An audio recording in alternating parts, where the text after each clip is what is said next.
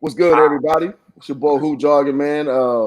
With the one and only Dain Ervin, man. Dane, what's up, man? What's going on, baby? How you feel? Man, just trying to catch up, man. I told you, off show, I just got back into the working form, and I'm trying to keep a working mind because right now I'm so used to sitting at the house all day. So, man, I'm just trying to get back into normalcy, brother. What about yourself, man?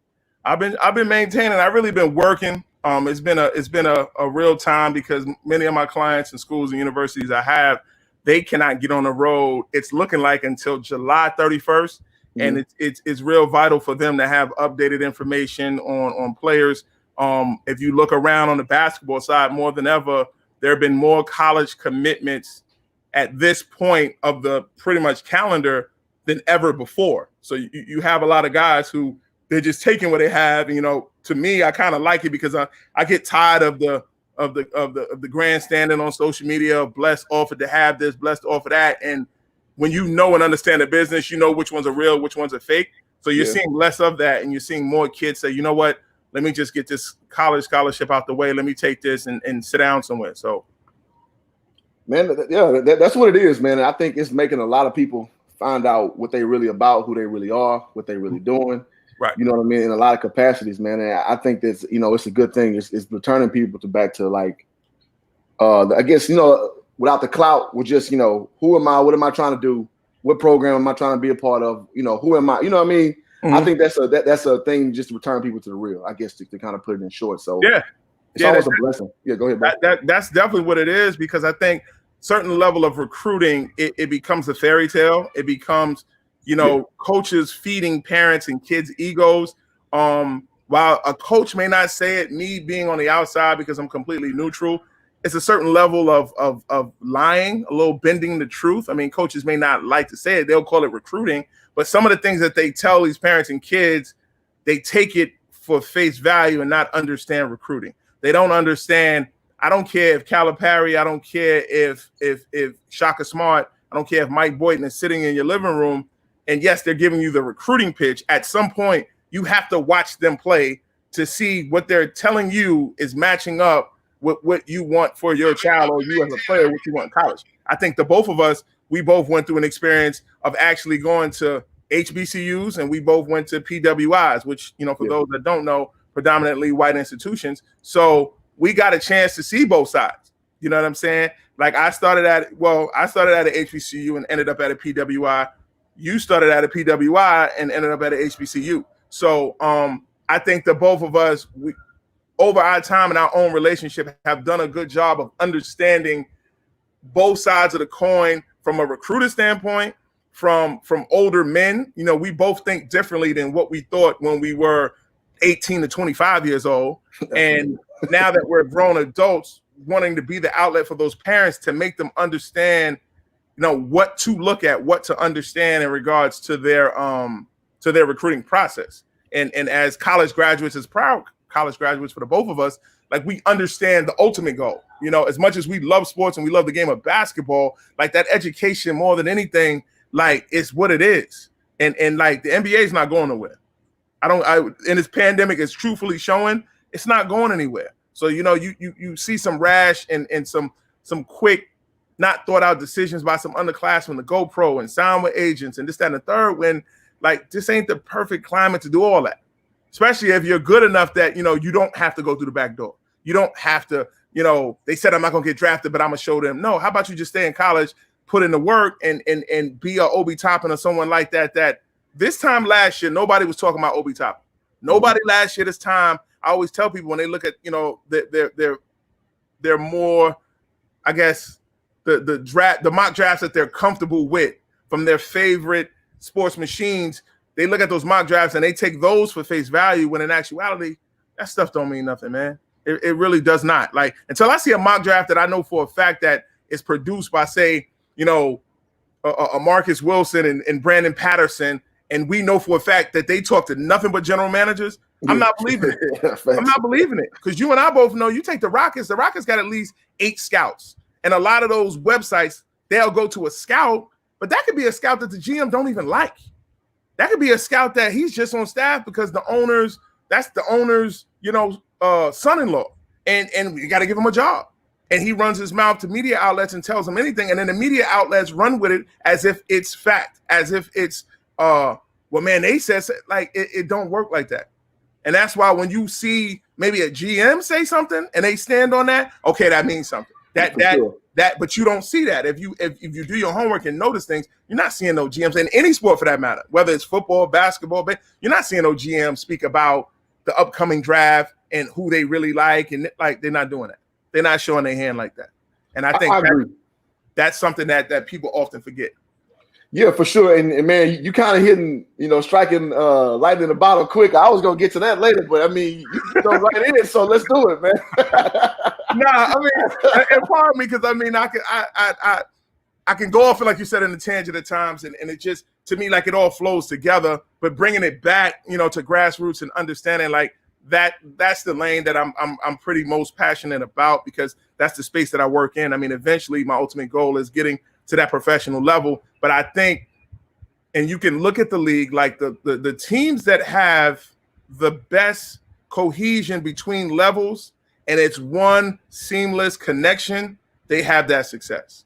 You best believe, whether it's Golden State, whether it was like even with OKC, they lost everyone, and we've seen as an organization, including adding Chris Paul, how they still kept it in line. Like they have a direct correlation together. And when people understand that, prospects need to now understand that. A good friend of mine, Chris Walker, who's a Milby legend. He's from Houston. He played at Villanova. He has a great quote that he always says that, basketball players are the worst mathematicians. And he referenced that, and he brings that along the line with the draft that, bro, it's only 60 spots, man. Yeah. It's 60 spots. You know what I'm saying? And whether we like it or not, like we can identify like who we know they're going to get taken. We just don't know. So then my question is, but there's no room for no one else. There's not even room for the 60 picks that are going to go in the draft. Yeah. So what makes you think as an undrafted person, there's a spot for you? But, it's crazy to understand that and know that. And I mean, I think we as the future, the elder statesmen, as we're growing older, we're getting more gray hairs and we're becoming more responsible within the culture. I think it's our job to like truthfully inform the youth, the masses, whomever, because at the end of the day, just like you and just like myself, we had someone do it for us. You know what I'm saying? And it's just only right. When I decided to go into this lane of evaluating and covering basketball, the reason why I didn't go into training, I understand that it's the new, I don't want to call it a fad, because some people truthfully do it with a passion and some people do it for a business. Well, for me, when I tell you all the basketball knowledge I have, and I thank God every day, I'm fortunate and blessed to have the company, have the ability to be raised by a lot of the people that I was raised by. They didn't charge me. So if as you know, like Kenny Smith is a near and dear family, close family friend of mine. My mom looked after him when he was younger, and again, one hand washed the other washed the face. When he got older, he looked after me, my brother, and a lot of other brothers from my community. Sure. And the same Kenny you see on TNT and the stuff that he talks and in our own personal conversations, like that's the stuff that we go back and forth about. So when I speak, about certain instances so confidently, and I stand on things so confidently, it's on the line of getting it from him and having conversations in our own way with him and knowing that I do know what I'm talking about. So in understanding, like I just couldn't do it to anyone. If someone had a child and they're trying to get to that level, knowing what I know, it's kind of my job to help facilitate that going forward without a charge. And I think what separates me from those that do charges, I think my results speak for themselves in regards to putting kids in the proper space to be successful. Yeah, I agree, man. And you unpacked a lot there. And I think the gist of it is, man, keeping it real with these kids, man. Like, you got to understand what you up against, brother. Yep. And this is kind of akin to like me and Alvin Brooks a few weeks ago. We was talking about this, man. 1% of the populace in Division I basketball is going to get to that next level, man. Yep. And that 1% was derived from another 1% of high school athletes that made to that Division I level. So like you said, you got to understand the math. And the math is not in your favor. Not at all. So you got to understand this, man. You can't be putting yourself out there. Yep. And, you got the sour face, excuse my French, you got the Kevin Hart, I ate ass face. when you don't get, you know what I'm saying? You know what I'm saying? You got to understand what you're up against. No doubt. And that's why truth tellers like yourself, man, solid talent evaluators are needed in that space because, like, the gas is real, man. Yeah. And again, you getting these prognostications from cats who are not talking to real GMs. And that's why I see that stuff. And I appreciate, you know, me and you argue all the time. All the time. And I appreciate where your expertise comes from because it makes me look twice, 3 times, 4 times at a source. Mm-hmm. If they ain't attached to a GM that's reputable, I'm like, nah, that's pie in the sky, bro. And I'm liking where this is going because let's give everybody like probably our biggest argument we have and going to the lines about the gas. Like you take LaMelo Ball. I was just about to bring it up. Go ahead. For what he's done, like when you really pull it apart, and the reason why, like, I'm still, because I'll be honest, I tell people too, like, again, like dodge it, like, believe it or not, like, I'm still on the fence, like, yo, like, don't get me wrong, I see what he's doing, and I'm not ignoring what he's doing, but I'm in disbelief because I'm like, yo, like, the league's just never had a foreigner come and do what he's done, and I could be unfair because I'm holding on so long to be like, yo, he gonna fail it, but don't get it twisted. Like, he a bad boy. Like, he's what they said he was. Maybe it's just on some I can't believe it, and it's blowing me away. But going back to LaMelo, like, it's one of those things where, like, because I cover it so much and I've seen what he's done when he was in like before where he is now, when he was with his brothers, to when he was by himself, to the 92 points and the basket hanging, to the game against Zion, to going to Europe and struggling, then coming back and then wanting to be in high school again, like all those things, like that gas is high, man. That gas is high, man. And I know you are a fan, and I again, like even with Doncic, like I'm struggling to see where his game translates to the next level because, and here's why. The dreaded Knicks, which I will get to that because, you know, Tight Jeans Chris swears I'm a Knicks fan, but like one of the issues like the Knicks has had, like they've had again. I mean, I grew up in New York, so of course I'm in the shadows. I see the things with the Garden, but anyway, like they have no direction. So go back 2 years ago, you had Kevin Knox, you had Alonzo Trier have great rookie years. Like they showed promise. They did their numbers, and they did their thing. So you would think coming into their next year, and then matter of fact, the emergence of Mitchell Robinson, who's a kid that, you know, was under my tutelage. He came out of Florida and Louisiana, and then went on to Western Kentucky, and then did what he did. But like, they had 3 good pieces. The very next year, you take the ball out of Trey's hand, and you bring in R.J. Barrett. You give him the world. You make all these promises. The rest of those guys, with the exception of Mitchell Robinson, he goes to the back block. Okay, now he's on the back block. Now, going to this upcoming year, the Knicks are pretty likely – they're likely going to take either LaMelo or Cole Anthony. They're going to take a guard. They're going to take a guard. Now, mind you, the French kid flopped. Dennis Smith ain't work. He flopped. So now here it is for a 3rd year in a row. You almost changing the identity to help usher in a new generation with a potential guard like LaMelo or Cole, because don't get it twisted. A lot of times the picks are based on what's box office. Don't get it twisted. Like, absolutely. Cole is from New York. His father played with the Knicks. There's a storyline there. He played in New York. There's a storyline there. LaMelo, there's a storyline there. So trust and believe either one of those guys could go to the Knicks, and they're going to give them the ball after you just let R.J. Barrett have it, do God knows what. And, like, what are we doing? Like, what Julius Randle, let him have it. Julius Randle, Taj Gibson might have it. Like, a bunch of dudes might have it. And it's one of those things that you and I both kind of have a similar feeling about college and the NCAA and the money that they make off guys. But I think there's one thing that you and I can't deny. There is not a better marketing tool than the NCAA. Like, Zion Williamson could have went overseas and didn't have to go to college. Yes, he would have probably still been a pro.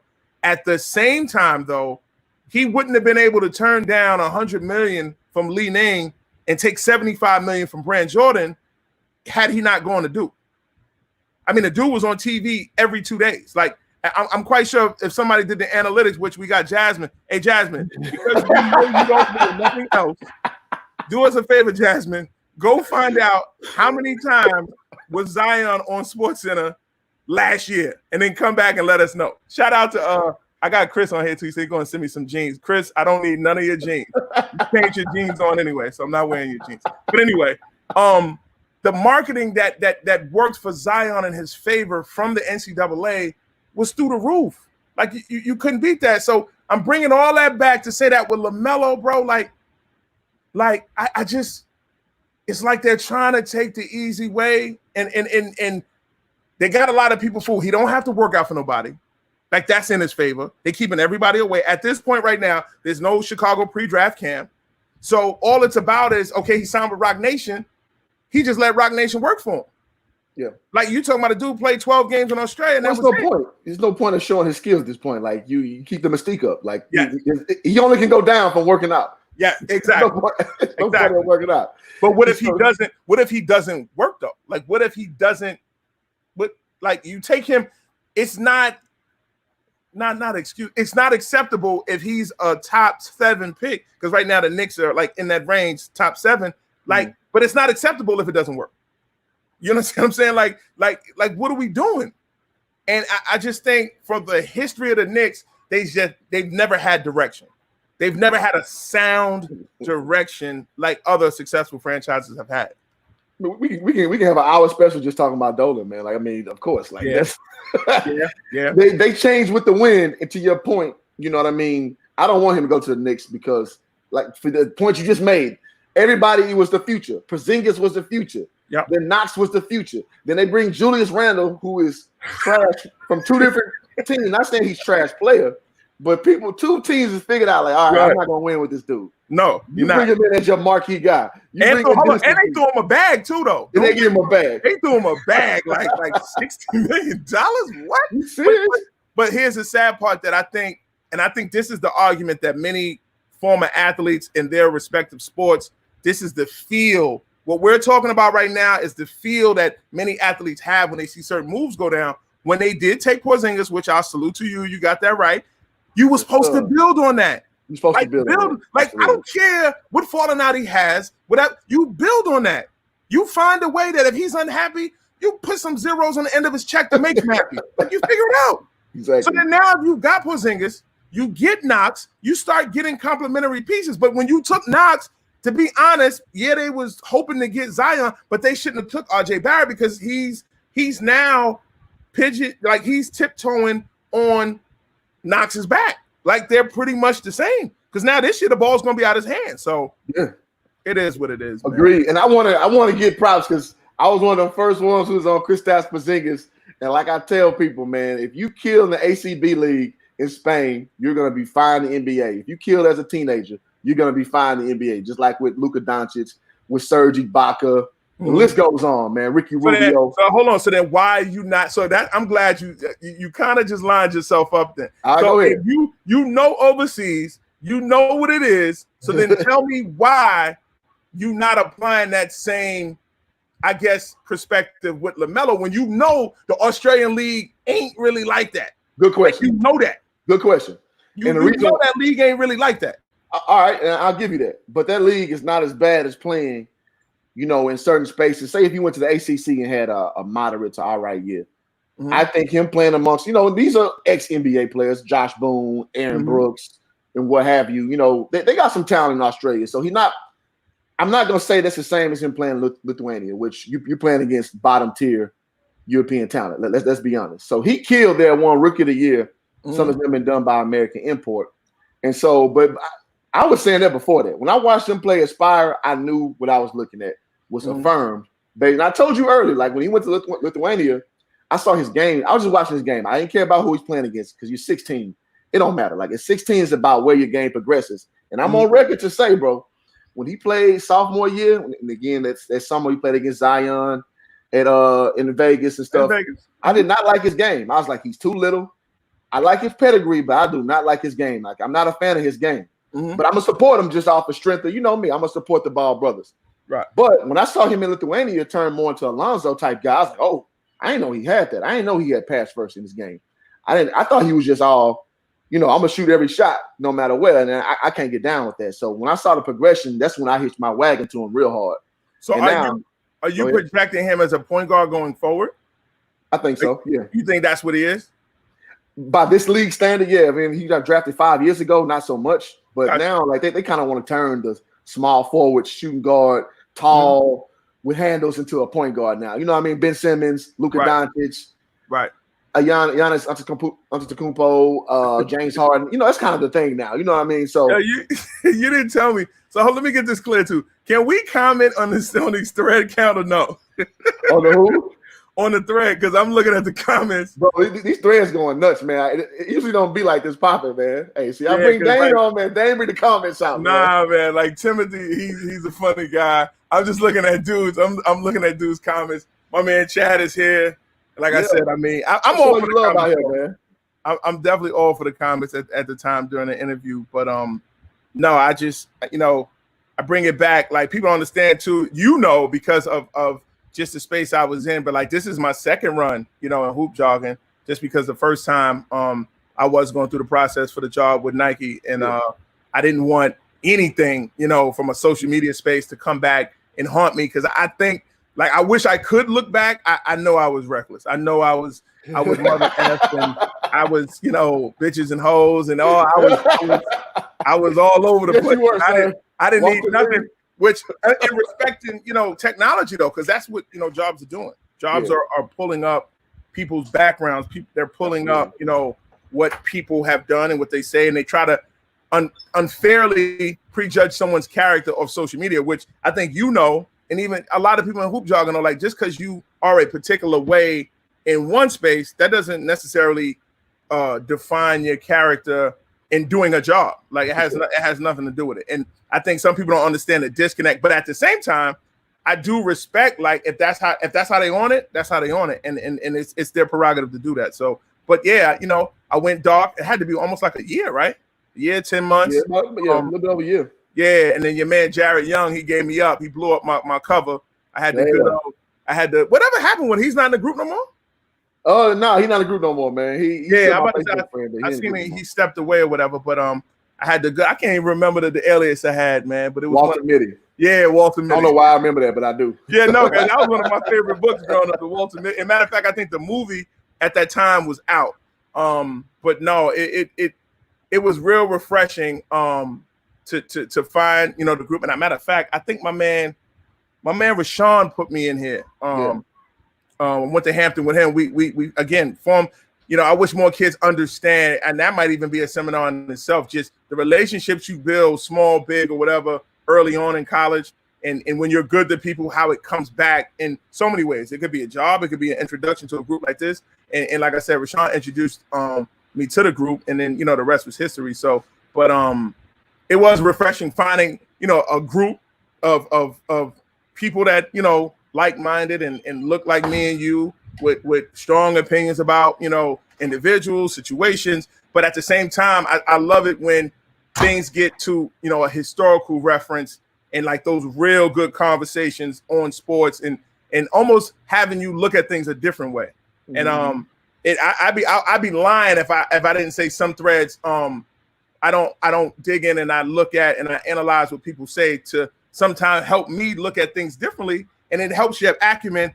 I wish more of those, the argumentative ones that just want to argue, like for all those that whether they hate LeBron or they love LeBron or they hate Mike or they hate like sometimes just reflect though, like look at those individuals and just understand like how good those guys really were. Like I had a conversation with someone, of course, the dreaded. I really try to. The only conversation I probably go in all the time is like that top 10 conversation for whatever reason. And my favorite. Yeah, but like I think really people don't really understand Larry Bird. Like I just really don't think. Let's do this. Let's like do this. I don't think people understand that. Like let's go. Like this dude was built, like your mailman, like the man that deliver science teacher. Yeah, like this dude was built like the and really if you see him in person, and I'm fortunate, like the pre-draft in Chicago last couple years, I saw him. I even spoke with him. Like, this man is built like the average Joe, like literally. And the numbers that he put up, he wasn't athletic. He wasn't fast. One of the biggest myths is that as good of a shooter that he was, he did not shoot a lot of threes. No. Like, I had to look it up. For his career, he only made 649 threes. Dude, Steph Curry, one season, shot 800 something in a season. His percentage wasn't that great either because the focus with a three-point line. I tell people all the time, that's the biggest sucker's bet. If you tell someone, I bet you Larry Bird wasn't top 50 all time in shooting threes. And the average person would take that bet and bet you, hell yeah, he's not. He's not. His percentage is not. He's a good three-point shooter. Yeah. I say all that to say, this dude was a 24-10 guy. And while I'm all black power, you know, Pat Okafor swears I'm a race baiter. I mess with him maybe once a month. But, like, in this particular case for Bird, I actually use reverse racism. And, like, as black as the game is, I don't think it's a question he's the coldest white dude to ever do it. Yeah. And with that being said, that alone to me, like, that puts him in the conversation. Now, to back up the conversation, he got the rings. He still only got to get 3 MVPs in a row. And again, like, for everybody who loves Dirk, and Dirk was great, 30,000 point scorer. But for his career, Dirk is only a 20-9 guy. Yeah. Larry Bird was 24-10. Like, I just don't get why people don't respect that. Like, I don't understand that. And it's never been done.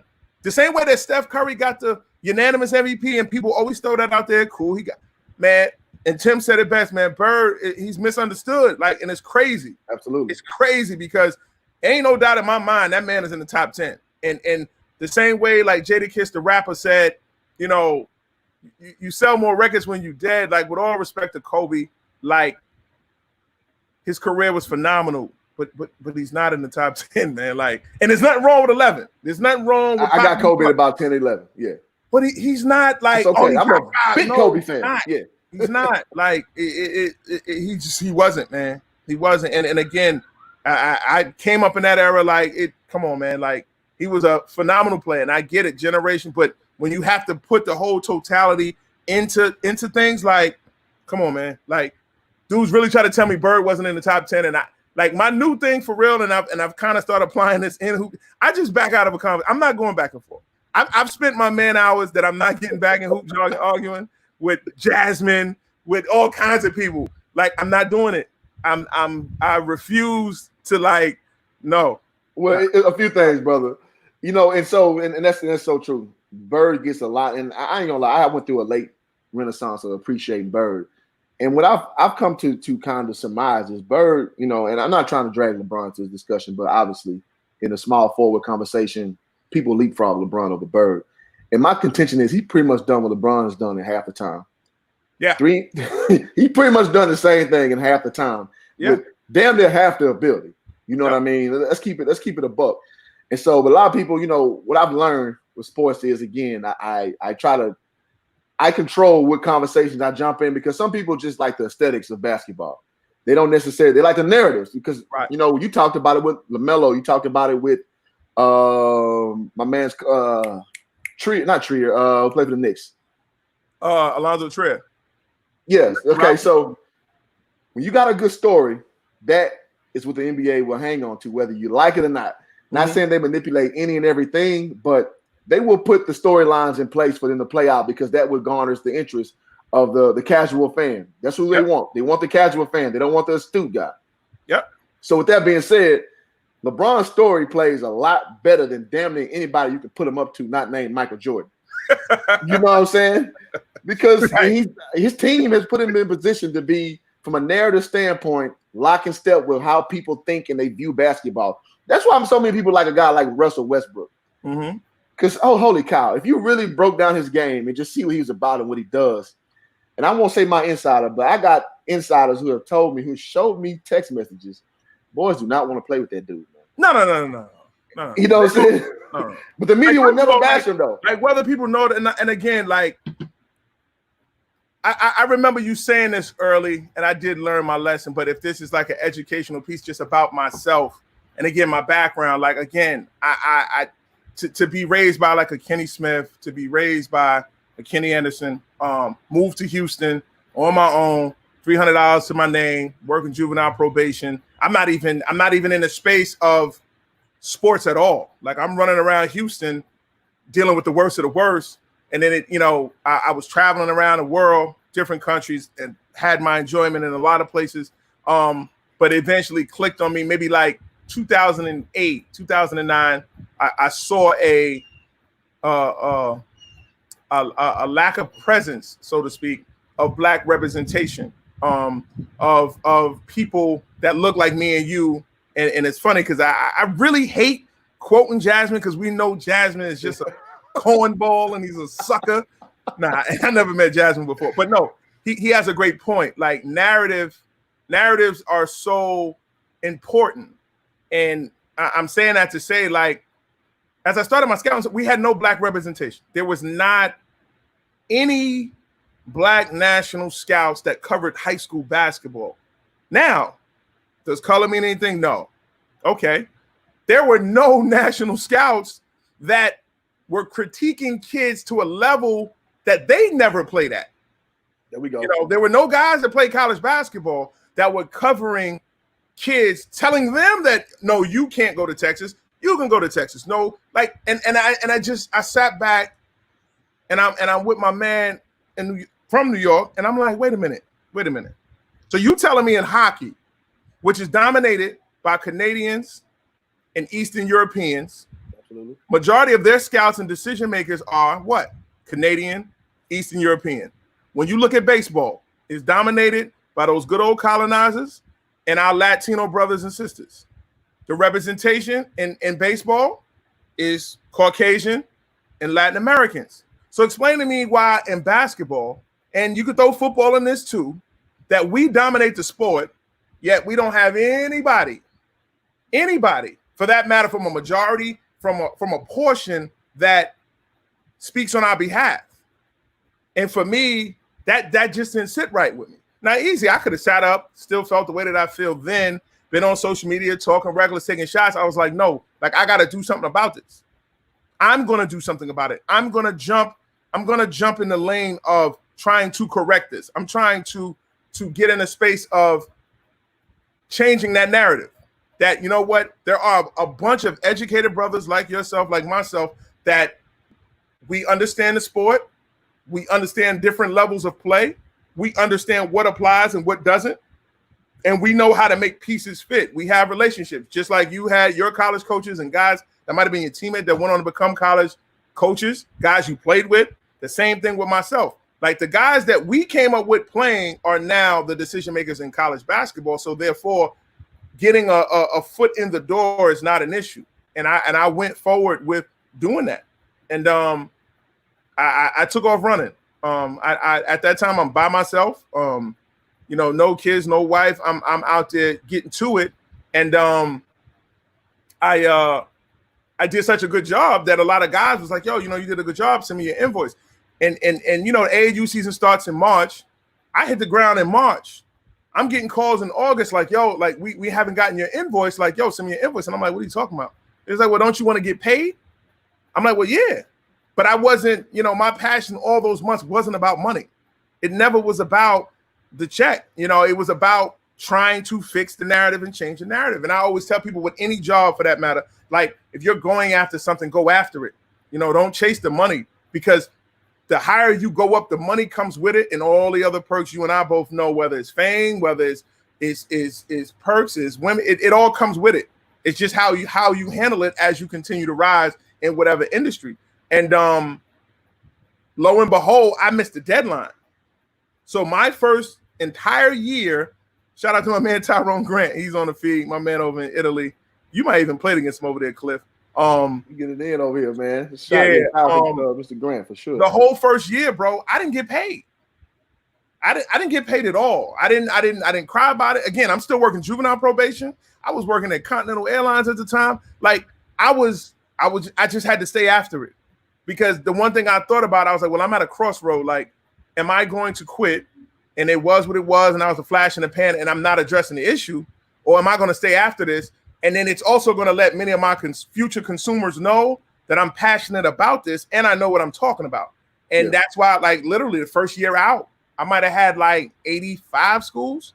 And I just kept after it, and I kept after it. And then to the point where, I mean, 2 years in, you know, that's when the call and the opportunity with Nike basketball presented itself, where it was the classic case. You know, it's funny. We always heard about it, whether it was our parents, our mentors, that, man, you know, you do a good job, and whether good or bad, you never know.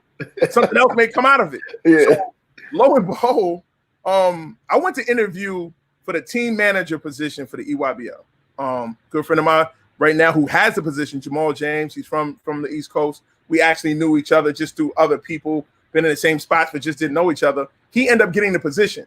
But I interviewed twice, and clearly I did a well enough job that they was like, well, you know what? We don't have that for you.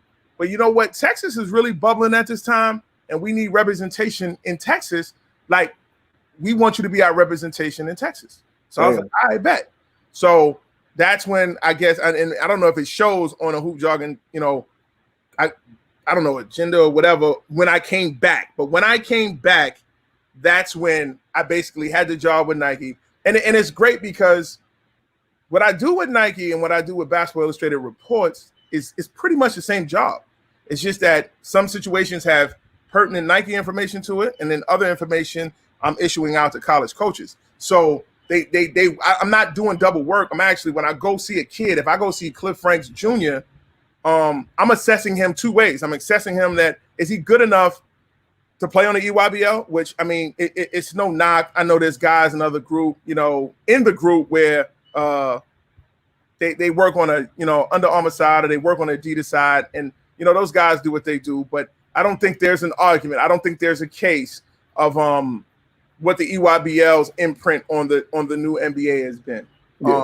When you look at many of the young stars in the league right now, they come from the EYBL. I mean, whether it's Trae Young, whether it's Ben Simmons, Mitchell Robinson, De'Aaron Fox, and granted, Julius Randle. I mean, we were ragging Julius, but I give Julius credit. I mean, Julius comes from there too. And granted, there are other guys that come from other platforms too. You got your Donovan Mitchells, who he played on the UA circuit. Jaylen Brown, he played on the Adidas circuit. All those circuits, yes, they produce players too. But if you had to line them up, you would see the glaring, disparaging gap between EYBL and all the other platforms. More established, for sure. You know, a lot comes with it. You know, people feel ways about it, but bro, I'm here to help all kids. I mean, there are kids that don't play on the EYBL. There are kids that are not on the scene right now. There's a kid, I'll put y'all on to the kid now. There's a kid out in Katy, Texas, and his name is Devon Fro. Nobody's talking about him right now. You check anybody's ranking, anybody's, you know, website of like, yo, who's the best in the Houston area in the 2022 class. The kid is only a sophomore, and you're not going to see his name. And I guarantee you, we can revisit this, you know, May 20th next year, and the kid is going to be a big deal. There's another kid at St. Pius. There's a kid, Jalen Watsinger. He's a rising senior. Now, mind you, and I was getting to the point just about my knowledge and all that, like, since I've been in Houston, and John Lucas, who like, that's kind of like my new mentor. I've been the legendary John Lucas. Yeah, I've had great mentors in my life, and John has put me under his wing and helping me understand decision making. Because if anybody who knows John and you met John, like, John is one of the realest to ever do it. And he I mean, he has there's no skeletons in his closet. John will tell you he was a hoe. John will tell you he was getting high. He was a crackhead. John will tell you he was the number one pick. John will tell you he's the number one player in like, everything that he tells you is the truth. And that's why from a young adult space, like, John Lucas is an asset that if you have access to him, like, we always talk about, you know, protecting protect the culture. Like, he's somebody that he doesn't need the protecting, but if you have opportunities to sit with him and rap with him, like, John is one of the best human beings to do it. And I say all that to say, like, he's got the guys getting back ready now. Like, some of the NBA guys are coming back in town and they're working out, and they're not, you know, in the Rocket facility, you know, they're in undisclosed areas. And this kid, Jalen Watsinger, is in there giving it to guys from overseas, guys that are getting highly recruited. And it's crazy because this kid is at St. Pius and don't nobody know he exists. Yeah. And that like those are the joys that I get. Those are the joys exactly. that finding those kids, and I know what they do, and I know what their abilities, and it's getting on the phone and making those calls to make things happen for those kids. And it's not I don't get nothing from that. Like Jalen Watsinger is not an EYBL kid. Devon Fro is not an EYBL kid, but I know talent, and I would be irresponsible to not mention a particular kid that has ability. And the crazy part about this, why people love to try to create sneaker wars and non-shoe teams, and we're doing this and we're doing, the college coaches will tell you. Like I tell people all the time, that's one of my things too. Like my audience is not a parent. My audience is not a kid, because if you're at PV now, Cliff, and you're the coach, you're not, even though you probably wouldn't have no problem if you say, Cliff, would you rather stay at PV for 30 years or would you rather bounce around the industry for 12 years? Like as a smart man, you'd be like, oh, I'm staying at PV. It is what it is. Like I'm in the industry. And that's how college athletics and a lot of sports work. That if you're at PV now, like your man Talvin was at PV. Talvin then been to Texas State. Talvin then been to Houston. Talvin then been, he's now at La Tech. So when you have those type of relationships, you talking about those relationships grow. But if I have a kid like Jalen Watsinger and his mom's Alyssa, like if she was my client, once he goes off to college, I'm done. Like I gotta go find another parent. So it's not about me hustling parents. It's not about me putting parents in a particular space where they feel they're indebted to, subscribing to my service, giving me monies for this or doing that. Like they don't have to do that. Like that's not my angle. My angle is to make sure that no stone goes unturned for all the kids, not just in Houston, because of course my ties and my love to New York. It's the same way. Because it's funny, as much as y'all know that I call you farmers, like I get flack from people in New York though, because they think I don't show enough love to guys in New York. And I'm like, listen, man, I'm only one man. I can't be everywhere, but I'm gonna do my best to be everywhere I can be. And if I have influence to help someone, I'll do that. Because sometimes, Cliff, real talk, sometimes all it takes is a call.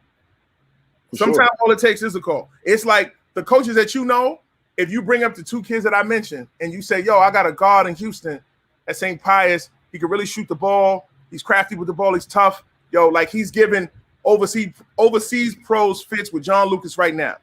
And you tell them their name. And then whether they know Lucas or not, maybe he make a call. I'm not tooting my own horn, but if I turn around and make that same call after you, that's going to solidify that for that kid. And at the end of the day, it's done. Like no credit needs to be. I don't need to be at the signing. You ain't got to mention my name, because I realize in life, like the real ones, don't, like credit is overrated. Like one of my good friends, Deion Jones, he say that all the time, and it rings so true. Like credit is overrated. Like, is it needed? Sure, but getting credit for someone else's like success, like nah, life is not about that. Agreed. Life is not about like beating your chest on those particular things, because that's not that's corny to me. That doesn't. What does that add to? Doesn't add to anything. I like that, man, because you got to understand, how this process works. You understand that certain people's words hold certain weight to certain people, and you got to parse. When you can drop that endorsement on somebody. It's always a conundrum amongst yourself. Yeah, and I think I love the fact that you bigging up these unsung cats, because there's some dudes who just late bloomers, man. Like so, you can't always go for the hype name, because some dudes don't get it till 18, 17. When some guys, at 14, they're like getting their thing on. But then you, as a talent evaluator, got to see is, okay, listen, this dude probably won't grow. I look at his pops, look at his moms. This probably gonna be where he gonna stop at. You feel me? You gotta take all these things into account, bro. It's so wild that you say that, because one of the analogies I use is the Tim Duncan, Steve Nash analogy. And I say that, how many people knew Tim Duncan was a swimmer in the 10th grade. Yeah. He's a swimmer. He wasn't one of the top 10th graders in the world. And there you go. Nobody say he's the best power forward to ever do it. Like let's cut the malarkey. Let's stop playing. Steve Nash, like dude was playing soccer in Canada in the 10th grade, 11th grade. Nobody knew who he was. But it's the work, and there's certain consistent jewels and tools that you have that, shooting, like that translates. That translates. Like, believe it or not, dunking, being athletic, that don't necessarily translate. Yeah. It don't. Like, it's a great thing to have. Don't get me wrong. We had the Gerald Green, Vince Carter argument. I give you a credit again. You was right. Like, Gerald Green jumps higher than Vince Carter. It sounds crazy to even say that. But when you really, really examine it, yes, he does. But look at what Gerald's career has been in the league. It hasn't been bad because he's in the NBA. Yeah. But it didn't translate onto something being a star. Great. Yeah, I got you. Become a superstar like Vince Carter because he had the other twos. Shout out to my man Alfio. Alfio is a stand-up brother. He works with TJ Ford. Showing you big love over here, man. Alfio does a great job of recording the culture in Houston. And I think and to Alfio, to the point that I was making, Alfio, like you do it because you're trying to help the culture. You're not doing it looking for credit. Yeah. And your blessings, brother, are definitely gonna come in due time. And just keep at it. I mean, it is what it is. Let me stop you real quick, Dave. So, hey, y'all who on here, I see a lot of people who aren't normally on the channel, man. Drop y'all's links of what y'all do, because one thing about my group and Hoop Jargon, man, we support our own, man. So y'all drop what you are, like your social media handles, man, and I would love to follow you, man. If you want to follow me back, that's cool. But that's how all this stuff be organic. Definitely follow my man up in New York, and like I said, by way of Monte Carlo in Italy, like when I tell you he's a complete overseas movie, Cliff, like he is somebody that you play with overseas. But my man Tyrone Grant at Team First Ty Team First, I'm saying it backwards, but I know I got it right.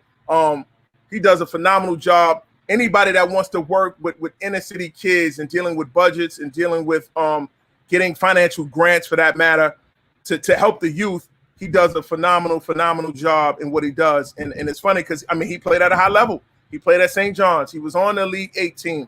He got cut in Charlotte because he just couldn't guard Anthony Mason. But he went overseas.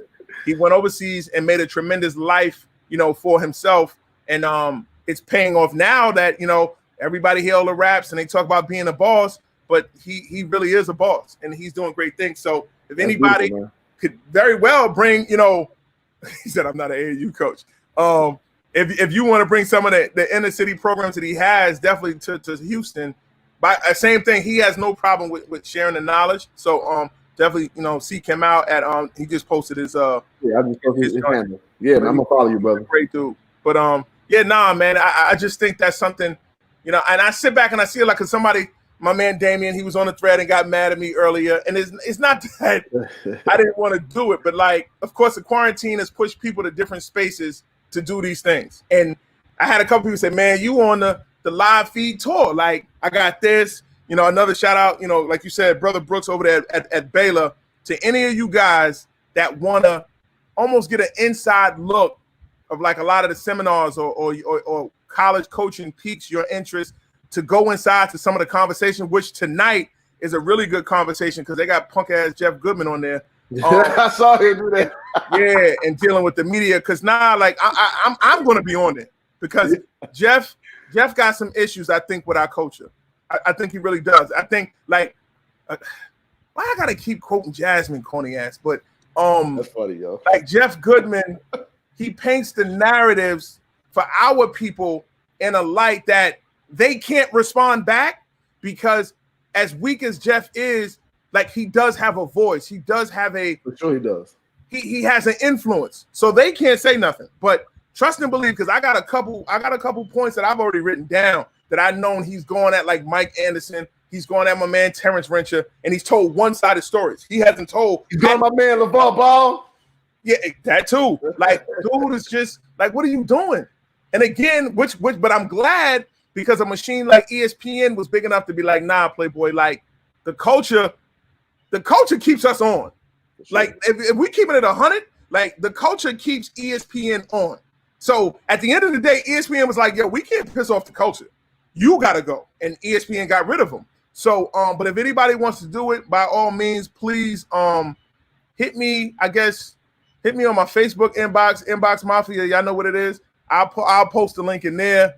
I'm down, bro. I'll also post the link on probably my Twitter feed and on my Facebook feed. But for you to join now, I'm gonna tell you now, to be on the Zoom, to shout out to Randy Livingston, another great one. Randy was that's the Hooper. That's the Hooper. Yeah, Randy. Oh, Randy, man. What's up, Randy?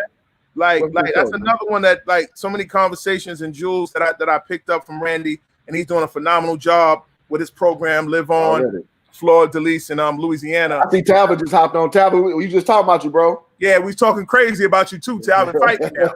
How about that? Nah. Shout out to Randy though. Like he's got one of the top. Well, he's a sophomore now. Chris Lockett, at Newman. He's back at his alma mater. You know, the same school that the Manning family. But at the same time, in the basketball world, Randy Livingston is the Manning family, and he's doing a phenomenal job out there in Louisiana. So we got to find a way to get this whole summer, try to make something of the summer, because he got something cooked up. Matter of fact, shout out to his kid Carlos Stewart. He just committed to Santa Clara, and that's another kid that was in my region that I deal with. But going back to tonight, yeah, I will gladly post that. If you want to get on the feed, you're gonna have to log on before 8, and I'm talking about like brothers be on there like 7:30, like because there's coaches from all over and there's only 100 slots. Yeah. So if you want to be one of those 100 slots, you better be on there early. But if you just want to follow the feed, I have the same thing that you have the YouTube feed. I will post the YouTube feed for people to follow and hear the conversations. And like I said, Brother Brooks and Coach Tang at Baylor, they do it every Wednesday and they do it every It was Saturday because of the last dance. I think they might be moving it back to Sunday. We'll find out tonight, but they do a phenomenal job. Shout out to AB, shout out to Tang, man, for real, man. Yeah. Shout out to AB for coming on the show. AB was dropping them nuggets, man. If y'all want to know how to get recruited, y'all want to know what coach is looking for, AB dropped it. Yeah, and you know he a Houstonian too, so you know his love and his heart is in the town. Boy, so. Blue blood, man. Basketball blue blood for sure. Yep. Man, Talbot, I gotta get you back on the show, man, with the live feed, man. Talbot was my first guy, man. Once I did on my YouTube channel, did my interview. Really? Man. So yeah, man. Talbot, man, let me hold something for the hoes. Get to it, man. Let me hold. Man, Talbot was my coach at Prairie View, man. I did not like Hester at first, man, and we've gone be great friends now. My first time talking back to a coach at D1 level was Talbot. That was a funny backstory. This boy told me I couldn't get no water. I was tired. I'm like, man, I'm about to get some water. You got why does that not surprise me? That I can see Talbot telling you like, nah, you can't get no water. Like, what? I'm about to get some water. And I can see you responding, man, you get your whole ass up the way. Boy, Talbot, man, they say, that's why y'all reckon how it is now. Like, man, what would you talking water? Exactly. Like, look, like he ain't got nothing to do with that planning. So y'all reckon it's bad because of his coaching, and it's because of you now, man. It's because me wanting water is why I reckon bad. All right. I'm about to drink so I don't die. Oh my God. That is crazy. Bong ever since, man. That's a great point. Jasmine just said he hit you with the Horace Grant before the Horace Grant. Talbot say not true. Talbot, did you not tell me I couldn't get no water? And I told you I'm about to get some water. Talbot trying to be politically correct. You don't want to see like he abusive. Man, you look at Talbot. You raised some different dudes, man. It is what it is, man. Like the era 10, 15 years ago compared to now. Yo, of course you couldn't do when Cliff was in school or when I was in school. You can't do that now. You can't do that now. So, boy, have you messed up? That's all I know, man. I ain't mad at you. I am so not mad at you. That's a long time ago. That's 2006, man. That's a long time ago. So bringing it current. I mean, I have about 100. I mean, a couple guys did get fired. You know, RIP to a couple of schools that I had, but I'm a little bit above maybe 100, 160, 150, 160 schools that subscribe to my service. It's a service that so the NCAA, to anybody who wants to start a scouting service, and I know my man Chad was on the thread. I don't know if he's still here, and I said it before, but you only have to do 4 reports a year, which is basically every quarter.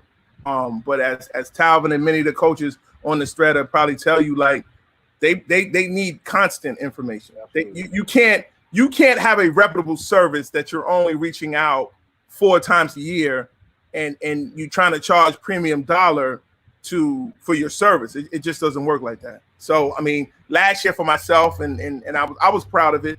I did a record 30 reports in one calendar year.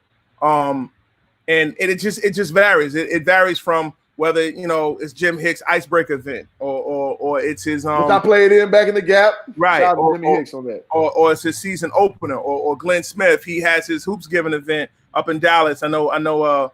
Me and Darren sat in on a couple of those games to check that out. The EYBL sessions, of course, I try to cover that for my coaches, but more importantly, I try to provide the information that help coaches be more efficient at their job. So I don't know if it's come out yet. I think it has, but I don't want to use that because it may not have come out yet. But take someone like Christian Landers. Christian Landers is a kid up in Indianapolis. He had committed to Indiana for the class of 2021. Of course, again, this pandemic has a lot of parents and kids thinking how they should do over their recruiting. Should they go into school earlier? Should they just stay and wait? Whatever. Clearly, the kid wants to get to college. He doesn't care about being a McDonald American, Brand Jordan, those things, whatever. He is an EYBL kid. He was scheduled to play with the Speeds, but last year he played on the Adidas circuit. Well, that kid changed his mind, and now he's going to college for the 2020 class.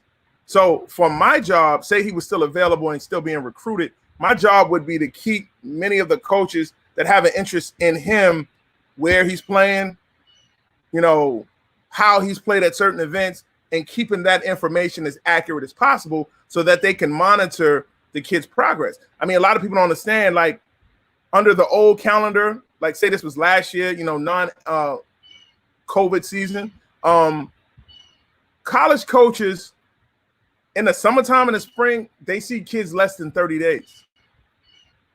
Now, of course, that now helps many of you guys understand why the transfer portal is so high, because there are some kids that they thought were good that they only saw in that small window of 30 days that he can't play at that school. So real talk, they get rid of him.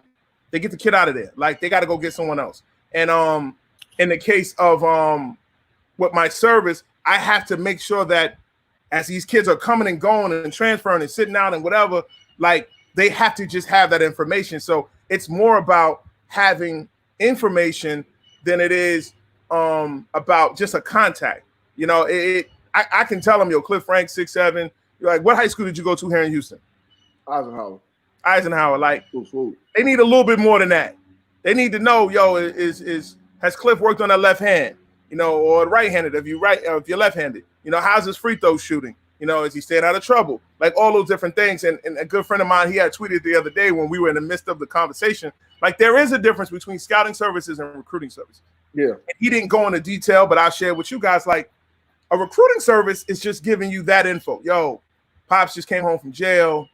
Mom selling a little ass on Yellowstone. Should be out there with Dustin. For those that don't know Dustin got to have his own. I'm a petition for Dustin to have his own interview if he hasn't had it yet. Got to have it. But a recruiting services is keeping you up to date with that. Who else is recruiting them? Yada yada, almost like the generic to me. Basic info. Exactly. Whereas a scouting service is really breaking down what someone can and cannot do. And it's not about feelings. It's not about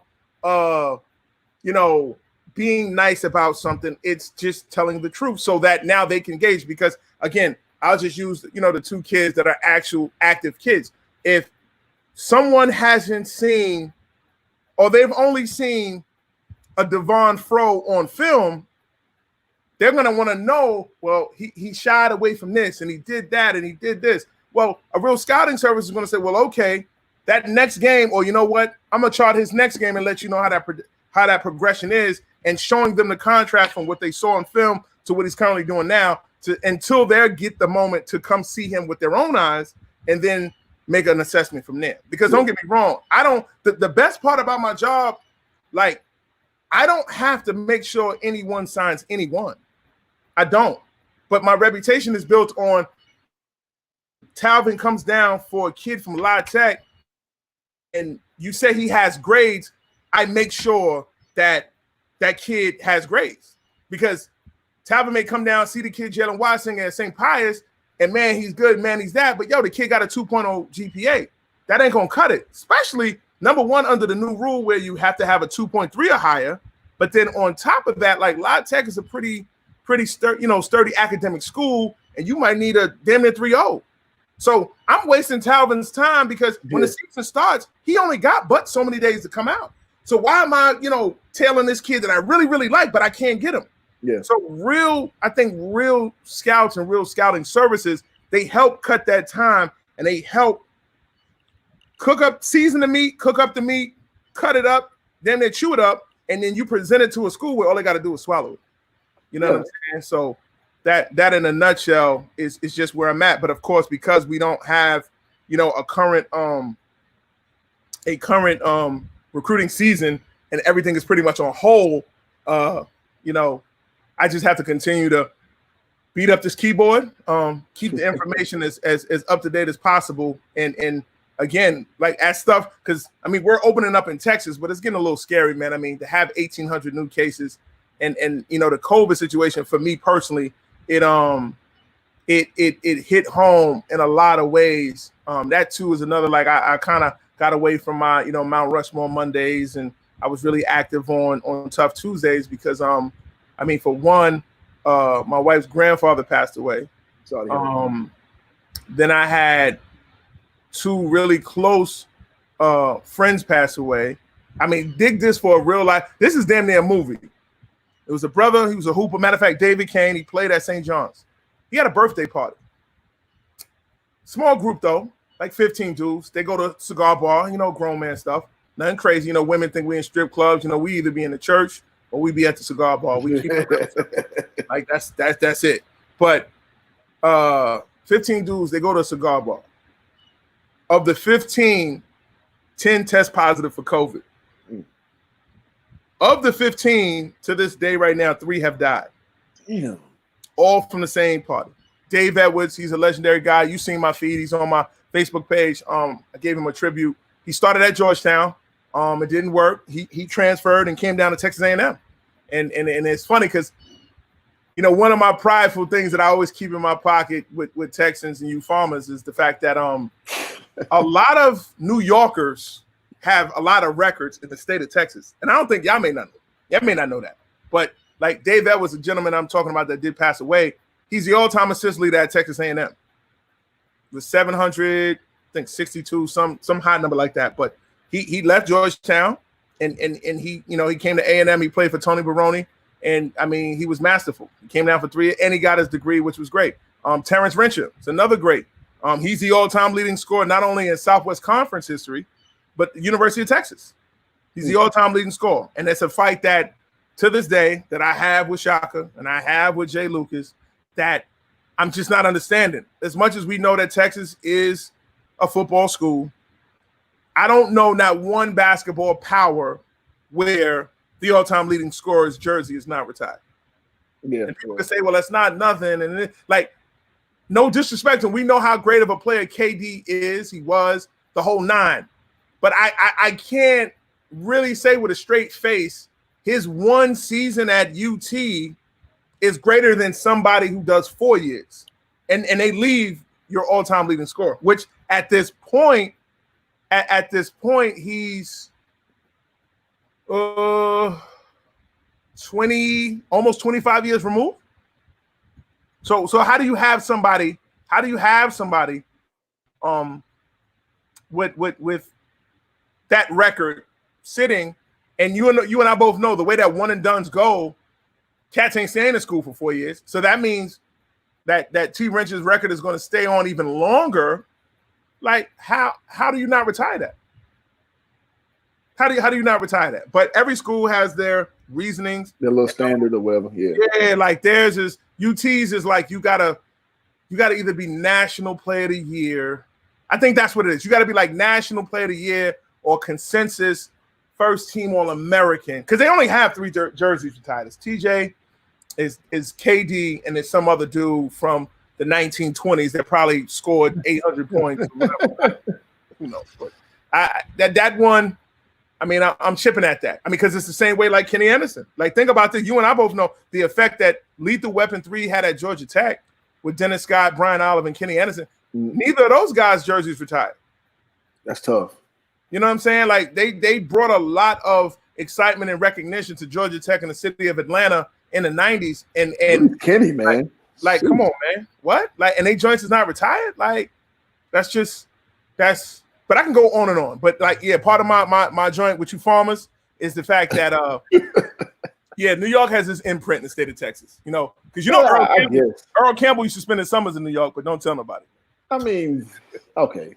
I'm not about to let you go on this New York tirade. Nah, listen, man. Let me make something. Let me be clear. Let me be dribbling. No, listen. On a serious note, go ahead. The only reason why New Yorkers have the supreme confidence in what's been done is because I think everywhere we've gone, a lot of, like, truthfully, the real great ones, they left huge imprints. And I think I'm willing to put, when it comes to basketball, that is, I'm willing to take an all-time New York roster against any city or state, whatever it is. Now, keep in mind, this is another thing that people forget. You talking about New York New York City as a circumference, bro? It's not even 25 miles. Like, the square footage of New York City is not even 25 miles. Now, mind you, we know it's 12, 13 million people, but like the vast area that Houston is, the vast area that the DFW is, Southern California, like, people don't even understand. They have a greater, like, canvas to deal with talent and prospects. But what has come out of New York all time, it's just, you know how we feel about Kareem. Like, it start there. Like what we talking about? I don't, for the record, you'll never hear me claim Michael Jordan or claim Carmelo Anthony. And these are two guys that were actually born in New York, but I don't. But they didn't want, yeah. Jordan was a country boy from North Carolina. You know, Melo's from Baltimore. That's where he's from, and it is what it is. But like, even excluding them, you know, when you look at the NBA greatest top 50 list, like, New York was the most represented state of those 50 gentlemen that was up there. From Cousy to Lenny Wilkins to Kareem, like, what we talking about? Yeah, the old school ones, yeah, for sure. But and I'm glad you gave that segue, because I like the little jab you just talking about the old school. No, has nothing to do with the old school, because even when you bring it up to the 80s and 90s with your Chris Mullins of the world, your Rod Stricklands, your Bernard Kings, Kenny. Did Chris Mullins get fired at St. John's? Yeah, Chris Mullins got fired. He's out of there. He got fired. That's a fact. My bad. I ain't trying to do that. Bro, listen here. I'm a realist, man. He wasn't fit. Like, that's one thing about being, you know, in my position, I have to be real. And like, when you go back and assess Chris's job at St. John's, like, he wanted it, but he didn't want to do the job. And anybody will tell you on his feed, as you know, Talvin and the other guys, like, being a college coach, bro, like, it takes a lot. It takes a lot. Like, you can, I don't care who you are, you cannot sexy up a college job like an NBA job. Like, the reason why Penny does a great job with Memphis, because Penny wants to be a college coach. Penny has no problem with being in the gym. Penny wants to get guys better. He loves his city of Memphis, and he's going to give his all. That's why Penny does a phenomenal job with Memphis. Mullen wasn't like that. Mullen was coming from an NBA exec, NBA lifer. He didn't want to spend no time in the gym. Like, bro, I think I even got the picture in my phone, which my man Tyrone is a St. John's alum, and he know I'm not lying. But like, Mullen comes in the gym with flip-flops and a beach towel like he coming from the pool. This the head coach. Yeah. Like, come on, bro. Like, what are you doing? Hey, man, not my problem. Not at all. Assess New York talent. We're going to assess New York talent. No, yeah, but we can assess it. So that was the 80s and 90s. And then now when you come forward to the thousands, I mean, while it has slowed up, it has, you know, we still got Kemba Walker. And another one, I don't claim Kyrie, which Kyrie claims New York. Like, Kyrie will tell you he's from the Bronx. Jersey, right? He's from Jersey. He was born in Australia. Like, Kyrie is not from New York City. But his pops, his father is, you know what I'm saying, from New York. But, yeah. I mean, I think every circle, nobody has a consistent run. That's why I told you all the time I'm taking New York. And right now, I think we just hitting the restart button. I mean, Sebastian Telfair. He got locked up, right? Nah, actually, Sebastian is home. That was a nice little jab. I love Bassey, though. I ain't gonna front, man. I thought Bassey was gonna be the deal, man. That man was sub 6 foot, and he was the number one player in the country, like over Dwight Howard. Like that goes a long way, you know. For sure. But I mean, he had his trials and tribulations, and it's unfortunate. I mean, but he's rebounding from it. He's back working in the community. Actually, he's back reconnecting with a lot of day ones. I think a lot of our young kids and those that may be following, we have to be smart in understanding that, like, while you may ascend to different levels and meet different people, you don't leave your day ones behind. Yes. Like, your day ones are the ones that's going to keep it 100 with you. It's always that's even something what someone has did in my heart. Like with Lamar Odom, like, I mean, he lost his way, he found his way. He's hopefully on the right track now. He's got a great woman in his life, and it's just understanding though, like those that want to see you win. I don't look at Lamar as the Laker. I don't look at Lamar as the one with the Kardashian. I knew him before all of that. So for me, our conversations have nothing to do with sports, have nothing to do with none of the stuff that, people say that you look like them. It has nothing to do with none of that. I knew it was coming. I was wondering how you gonna work it in. Nah, I don't have nothing to do. No, but I'm being real. Like, dudes have to, parents included though, they have to make sure that their kids stay around those that keep them pretty much humble and keep them sane. That they used to regular life, a day at the pool, chilling on the backyard, playing dominoes, like those type of things. Whereas when they meet new people, they want them for their money. They want them to pop those bottles. They want them to run the credit card up. They want them to, go in the club and make it rain. They like, nah, fam. Like, you a hooper. Like, we're gonna stick to that. And I think some people often get away from that. I got a good comment for you, man. I know you're gonna love it. LaMelo Ball will be there to save y'all. New York will be back popping like Eddie did the movie. Now, listen, as much as I love Chad, man, Chad is a little bit delusional, man. Chad sat in a bunch of classrooms with no windows, and Chad wore a helmet on a school bus. No, we're not doing that, Chad. Hey, man, I'm gonna love it. I want LaMelo to go. I want them to change the culture in New York, and I want you to sit there and be like, bro, I don't get it. Bro, it's not like, well, again, like Cliff, on a serious note, ask yourself though, like, how do they go from and granted, because they have new direction, they're going to hire a new coach.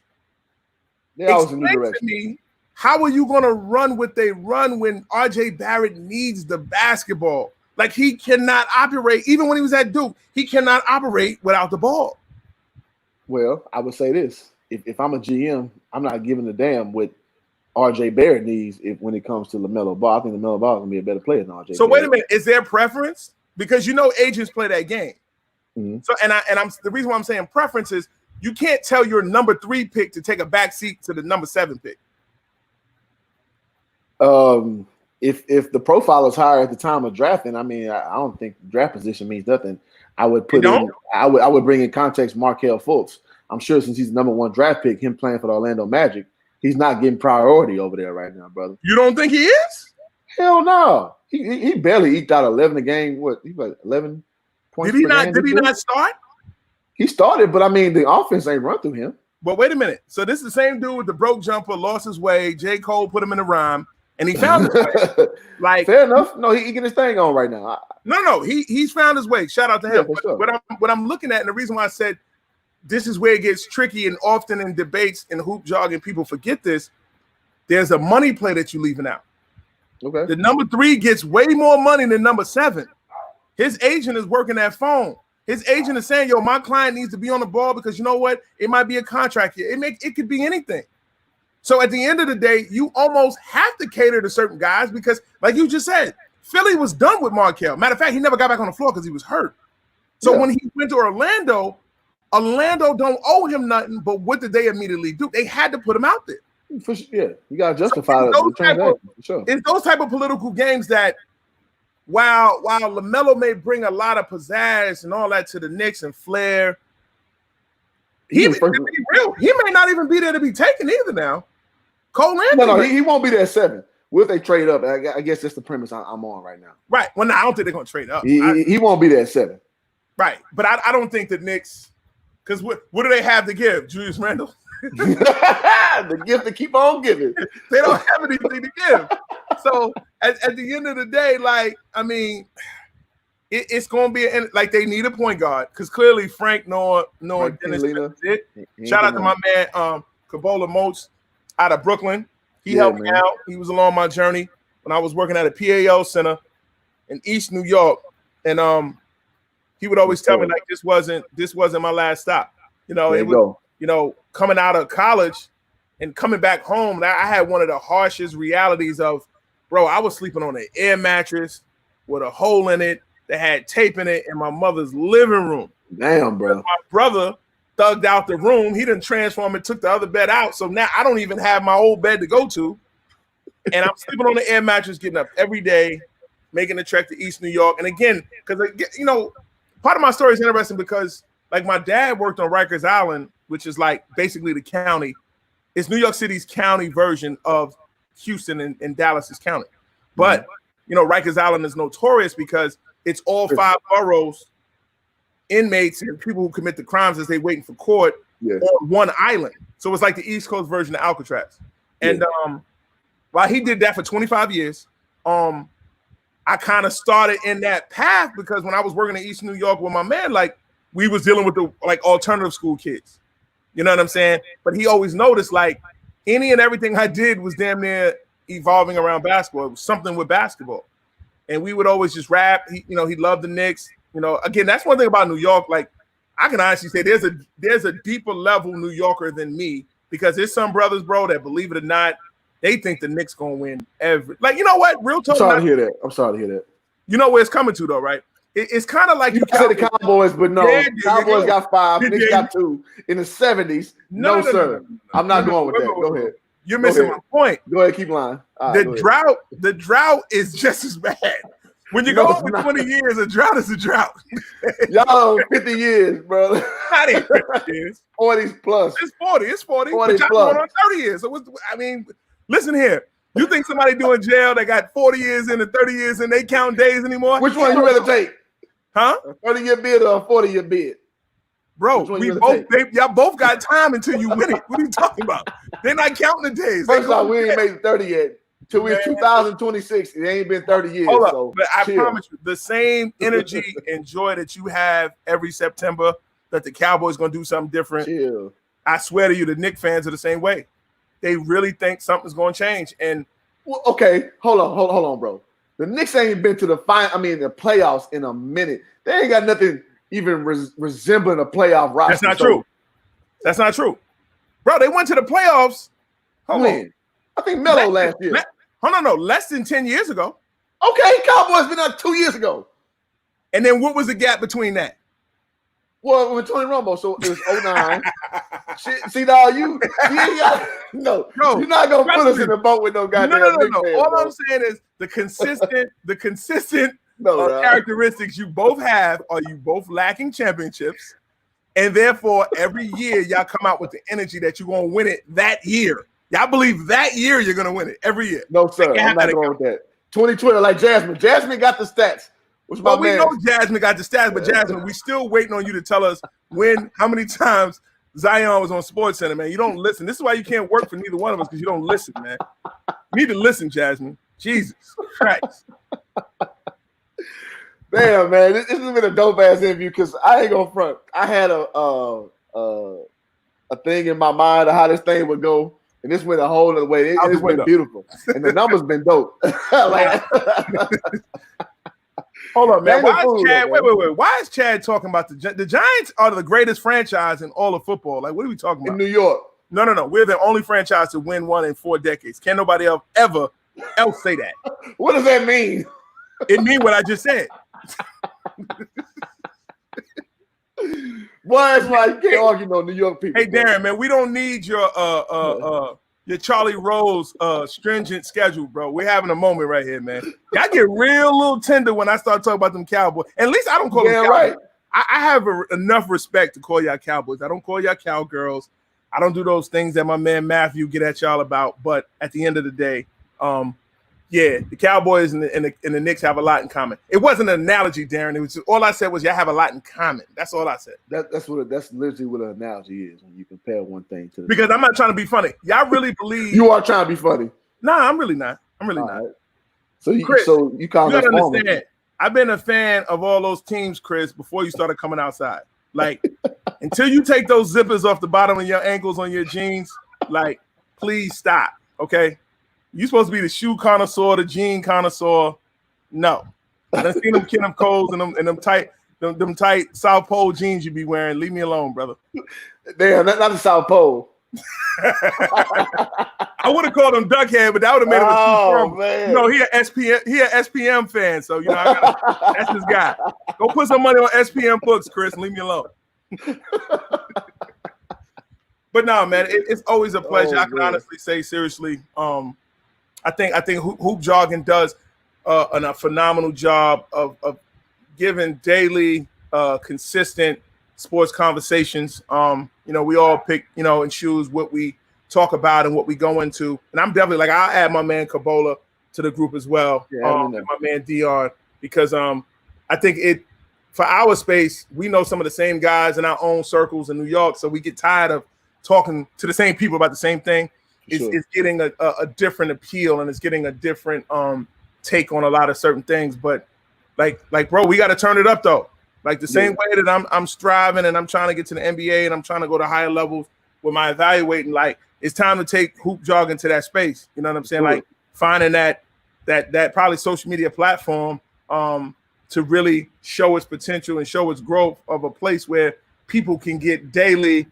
They can get daily interactions and daily information that kind of makes their mind kind of churn. Because it's funny how the pandemic has hit. People they've gone through Netflix, they've gone through a lot of things. Which, by the way, when all you guys get a chance, I want you to take the time out to check out the movie called Equal Standards. Equal Standards. Okay. I don't know I think the website off the top of my head is watchequalstandards.com, but just look up Equal Standards movie if you Google that. And when I tell you, for the times that we've gone through, for the brother that got killed down in Georgia, to, you know, the different shootings in California, to the different shootings in New York and Baltimore, like this movie with Ice-T, Tretch, it's a really, really good movie. And it's gonna hit home in a lot of ways that I think this is potentially our next, you know, cult classic that people pick up and it can spread like wildfire. And it's a great movie. It's a really, really, really great movie. But I think with this social distancing thing, that the conversations and the content that Hoop Jogging delivers, it's needed. It's needed in a lot of ways. And I think, like I said, it's time to take it to a higher level because, bro, you know what's so crazy? In these 2 months being home, I promise you, I think I've watched ESPN less than 5 times. Yeah, same here. I've watched First Take less than 5 times. Like I have and I was growing away from that, which I hope ESPN is reading the tea leaves that I don't know if people are getting tired of them or they don't have anything to talk about. Maybe that's what it is. They have nothing to talk about, so therefore they just talking about the same. They generate the buzz though. That's exactly. the thing. So now they have nothing to generate. They just regurgitate stuff that ain't even relevant. So I've not watched about 3, bro. I watched First Take 3 times. I haven't. It's not even like before. Like, not trying to be funny. If the Cowboys lose to the Giants or something, we go the next day to hear exactly. Okay, but it's almost showing like if I'm a manager, I'm looking at the quote unquote talent that we hired. Like, you dudes can't carry these shows. Yeah, you can't. Like, y'all don't even know how to creatively. How many times y'all gonna talk about LeBron, Kobe, LeBron, Mike?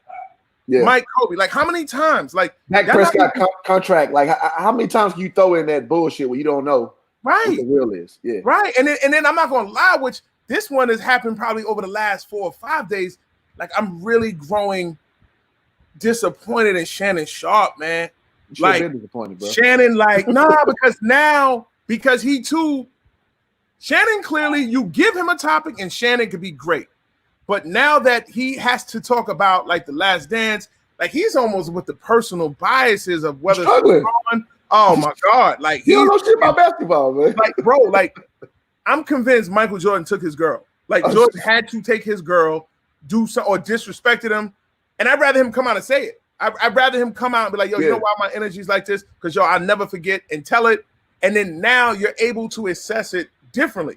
But if you go off the old Uncle Shay with the cognac, with the Black and Mild. Funny, it's entertaining. Right, but if you hearing him now, you're saying to yourself like, yo, Shay, what are you talking about? Yeah. Like, are you serious? I love it, bro. I love it because it's forcing people who are hype beasts to understand there has to be some substantive value to what you say. Yep. And Shannon does a really good job of riding the current wave when LeBron is actually playing. But when he's not playing, you can't go off nothing current. You got to actually delve into something tangible. He's struggling, bro. He's even like a Skip Bayless, who I don't hold in high regard. He knows 5 times more basketball than goddamn Shannon Sharp. Mm-hmm. And so Shannon, Skip can kind of pull from like eras and understand the totality of basketball, and Shannon's kind of stuck with the here and now. And you see him struggling. Like, I mean, bro, no lie. Before this era, well, let me say this. Before I moved to California, I could not start my day without watching Undisputed and the one with Nick Wright. That would start my day. Hold on 1 second. Go ahead, bro. And I'll talk to my people while I'm doing this. At the time, I could not start a day without watching one of the two things. Every day had to start with, Shannon Sharp. Was it Chris Carter and Nick Wright? And then it was Shannon Sharp. Every day started that way. And then once I moved out here to California, the time difference is a lot different. I don't watch either one of them things, and I'm 100% okay with what I'm looking at. I'm 100% okay with what I take in that's not related to that. And so what you see is a lot of people can unplug from that and kind of understand that, man, to be real, you can get the same content just looking at any sports group like myself or like any other, like looking at Twitter. It's the same thing because they contrive these media stories. And then that's what your reality is when it's something you don't really absolutely need, man. Like, and so it's funny to kind of see that kind of come to fruition because, before then, that's something I thought I couldn't live without. That something that I had to do. And so I know some of y'all can kind of mirror that sentiment. And I want y'all to kind of understand that they contrive these stories, man. This not natural stuff that they go off of. They got a script they play off of, man. So I'm back, bro. Had to do it with people. Okay. Y'all know about that. My New Yorkers may not know what that is, but there you go. I ain't messing. I don't deal with illegal narcotics. I do. What's legal out here in California? So, so wait a minute. I just thought about that. So you moved to California already? Yeah, bro. I've been out here for 5 months, man. Damn, I did not. Shit. Boy, so the last time we saw you was at the joint in Dallas? Yeah, man. Wow. Yeah, that was Thanksgiving. Yeah. Wow. Sierra Canyon versus Duncanville. Yeah. Yeah, we had a good night. We had a good time that night, man. And, hey, man, my best YouTube video I put out was about Zaire Wade in Sierra Canyon. I was like, man, listen, man, he's just not good enough. That's a fact. Got me about 4,000 views on that video. I just keeping it real. Like, I ain't got nothing against that brother. Like, I hope he does well. That I think that's what some people like. Let's say, like, again, this is the start of something great. D Wade, Gabby, and those guys, they would like low key probably take it like personal, take offense to it, but not understanding that you're doing this from a true passionate space. You know what it looked like. You know what you're talking about. You don't have anything personal against him. Nothing against him, man. And then not for nothing, his body of work is showing that he ain't that good. So, like, what are you lying about? Like what is false about a comment that you may make in that lane? But I think, again, this generation that we're in, it's so hypersensitive, like that everything's an attack. Everything is personal. Exactly. It's just evaluation, man. I got no dog in the race, bro. Man, what you think? All right, so I'm asking some of these questions, man. People, hey, now, Dain, I got to give you credit. Tacho got the record for the longest live. You, by far, got the record of the most active, comics. Hey, I want to give you shout-outs on that, man. Even more so than Coop. Now, Coop had more people live, but people want to hear what you got to say. And I think that's a testament, on your profile, brother. So I want to ask, so what you think about Bregman leaving Clutch Sports, man? Well, leaving his agent, who just joined Clutch Sports. Let me say it that way. So did he leave to go to Clutch Sports? Yeah, his agent went to Clutch Sports, and Bregman left him. Well, I mean, it can be seen two ways. I mean, number one, like, to go to Clutch Sports, there's a lot of glitz and there's a lot of pop with that. Mm-hmm. And it's a star-studded roster, but you do have some clients and some players who they may like the mom and pop style agents. They don't want to be like CAA is one of the biggest in the industry because, number one, not only do they deal with sports, they deal with actors and entertainers. And some of those agents kind of blur the lines and they crisscross. Well, some people don't want to be a part of that. some people want to be the top, the it guy. Because if you go over the clutch, ain't nobody gonna be bigger than LeBron. Yeah. Thanks. Ain't nobody gonna be bigger than AD. So as a client, like, damn, like, nah, I'm trying to be, at least let me shit. Like, is there any kind of pecking order? Is there gonna be anything left? So he clearly may know something that people don't know. And it is one of those things. And it's like a little caveat too. And Chris, I was gonna mention that too, but Chris brought it up. He was saying like they're doing a documentary within the confines of that uninterrupted about the Astros cheating scandal. So maybe that could have got him in his feelings about that too. I mean, it could be, but the Astros cheated. The evil empire was supposed to win, but it is what it is what it is. Hey man, not my problem. The biggest payroll in the MLB ever. Steinbrenner's, supremacy. Hey, being the Astros my whole life. Hey. Oh, y'all about to go back to the Astros. The jig is up. No, we're not, sir. And the great words, everybody that's in that family, the jig is up. We didn't do it last year, and we were in the World Series, so no, sir. Not happening, homeboy. Y'all cheated last year. What are you talking about? We didn't cheat last year. That was 2 years ago. Bro, you really think – wait. You think Altuve really took him yard and did not know what was coming? You think y'all don't have stuff y'all ain't got caught with? No. We're answering one question. That's the oldest thing in baseball. Everybody still signs. Cliff, let's answer one question at a time. Go ahead. Do you not believe he knew what was coming? Yes or no? This year, no. I think they did that 1 year at the Bang in the Trash. So why was he saying don't rip off my jersey? What was that about? They said he had some tattoo he didn't want to show or some shit like that. Right. Okay. I can't. Hey man, you going off speculation? I'm going off facts. No, bro. I asked the question. No. I'm okay with cheating. I'm okay with cheating. Answer. You signed the best players with the biggest payroll. That's cheating. I'm okay with cheating. I would come and take it, but you up there sucking up all the white man's air with that nose of yours. So therefore, I can't come over there to take it. So stop, okay? You need to stop. You know y'all cheated too. Hey, these Yankee fans get touched, man. You start bringing them. You start bringing that heat to these Yankees fans. I ain't trying to hear nothing about no goddamn cheating. Look, this is all I'm gonna say. On a serious note, he called me Harambe. That was a good one too. Look, on a serious note, if y'all are horrible whenever the baseball season comes back, if the Astros are back in that space, bro, I don't want to hear it.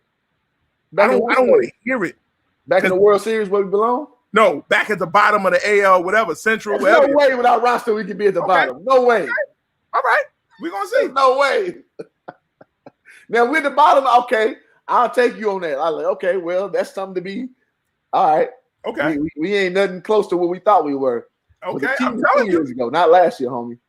Hold on. What Brandon asked a question? Oh, you got questions or you reading it up? Yeah, no, B-Pat got a question, man. I thought it was a very relevant one, but you was kind of doing your thing, so I didn't want to interrupt you. So what does the boys' grassroots summer look like, brother? Well, as of right now, in the space that we're in, we're truly in a holding pattern. I mean, I know from our end, no decision on the Nike side has been made. What I think people do need to understand, though, is I think this whole, 2020, literally why everyone is wearing it out as a joke, it's a real topic that, 2020 is really about to be rubbed out. Not that it didn't happen, but, it's going to, change a whole lot of calendars because, I've gotten early reports that school is not even starting in August. I've gotten that, I already know in colleges, they're still staying at home. So, all the California schools, they're working from an online basis for the first semester.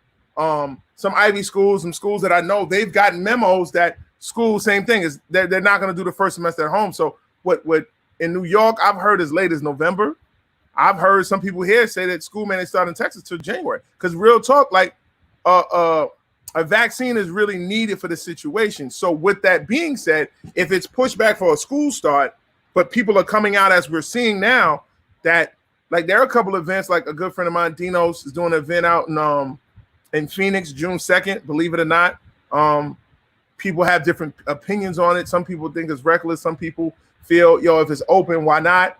And I mean, that's his livelihood. Even here in Texas, the Great American Shootout, which anybody who's hooped in Texas, they probably played in the Gasso event. Yes, sir. They're having an event June 15th. So, and then it's crazy because I read something about a UIL that said the schools were meeting and that they're potentially going to open up schools to let, I guess, the summer or the spring sports participate, and they're going to have a ruling by June 8th. So how ironic, they're going to have a ruling by June 8th, and Gasso the very next week is talking about doing something. So, I mean, things are slowly opening back up, and if so, things are pushed back. I mean, the summer is not a complete wash. To completely answer Brandon, you're possibly looking at late July, maybe August, that some things may go on. So that'll be a good thing, because again, a lot of the kids that I know of that, you know, that need the looks that they need that opportunity. So there it is. And so, all right, Dan, I mean, I took an hour and 30 minutes of your time, and I won't steal no more, but I want you on again, man. Like, I literally got through half of my list of stuff I want to talk about. But the organic nature was real with this, bro.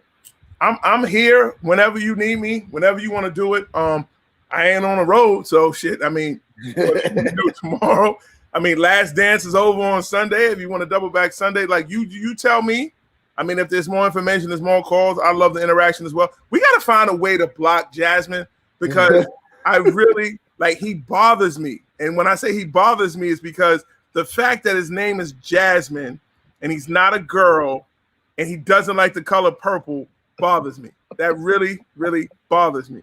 And I mean, Chris, he's a whole nother. Chris, you need to get back on your job too. You don't be deleting enough stuff like we tell you to delete, bro. You need to get on your job. Chris has been slacking, man.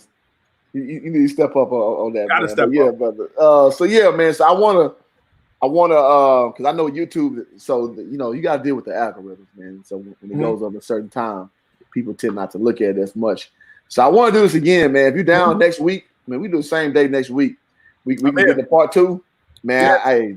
This has been. If you want to hit some high, high points, I mean, you tell me. Like I said, I'm open to whatever, bro. I'm a product of my people. I'm a product of those that I've come after. I want to thank some guys that I know in my life.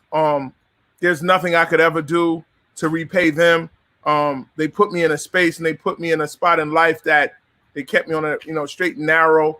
There's guys like Vincent Smith, Pierre Turner, Kevin Jackson, Artie Cox, Kurt Violet.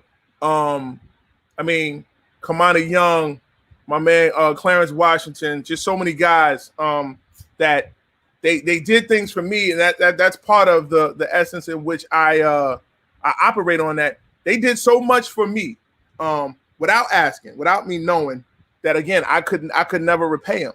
I mean, my man Wise, my man Kelly Blue, like guys that really went to the end for me.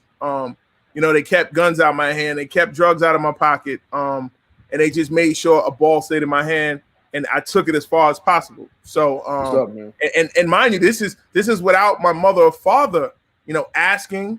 It really, the African proverb, "It takes a village," is real. Like, at least for me, it's 100% real, and I think it's real for a lot of brothers and sisters. But it's just giving those guys their flowers, giving those guys, their just due, because again, in this time, nothing is promised. Nothing Absolutely. At all is promised, and it's just something that has to be said. So, I mean, I think more people, you need to talk to StreamYard or something to plug you in, because the fact that you're saying that you have this link to Facebook, Instagram, and your own personal group is crazy. And I think more people will do it. Damien, I'm going to call you as soon as I get off this, man, so we can put that together as well, because I know you're not going to let me live that down. So let Jasmine, change your name.